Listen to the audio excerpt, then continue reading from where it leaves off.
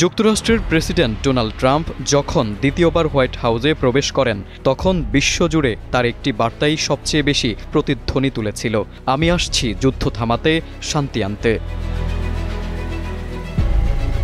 কিন্তু সময় গড়ানোর সঙ্গে সঙ্গে সেই প্রতিশ্রুতি যেন ধূলিসাৎ হতে শুরু করে।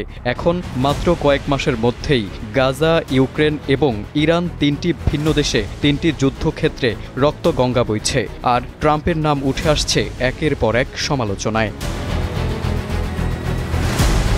শুক্রবার মধ্যরাতে ইসরায়েল যখন ইরানের একাধিক সামরিক স্থাপনায় বহুমুখী ক্ষেপণাস্ত্র ও ড্রোন হামলা চালায় তখন মার্কিন প্রশাসনের ভেতরে যেন নেমে আসে এক ধরনের স্তব্ধতা। বিশ্লেষকরা বলছেন এই হামলা শুধু মধ্যপ্রাচ্যে আগুন না জ্বালিয়ে ট্রাম্প প্রশাসনের কূটনৈতিক ব্যর্থতার প্রতিচ্ছবি হিসেবেও দাঁড় করিয়েছে।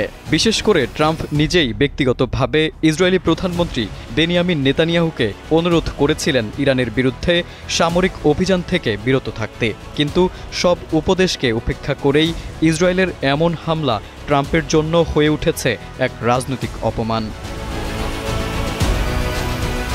ট্রাম্প দ্বিতীয় মেয়াদ শুরু করেছিলেন গাজায় হামাস ইসরায়েল যুদ্ধবিরতির এক আলোচিত চুক্তির মাধ্যমে।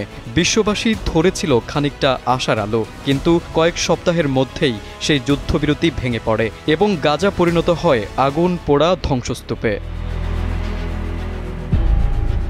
শুধু মধ্যপ্রাচ্য নয়, ইউরোপীয় অঞ্চলেও ট্রাম্পের শান্তি প্রচেষ্টা মুখ থুবড়ে পড়েছে।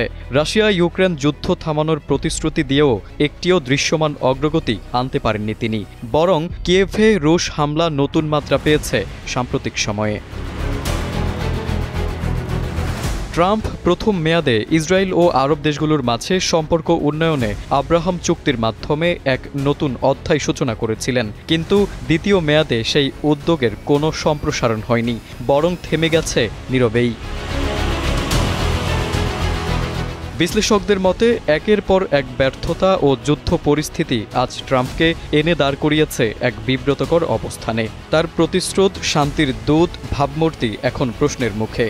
বিশ্ব গণমাধ্যমে প্রশ্ন উঠেছে, শান্তি আনার জন্য নাকি বিশ্বকে আরও অস্থির করে তুলতেই ক্ষমতায় ফিরছেন ট্রাম্প? তারেক আজিজ, সময়ের আলো।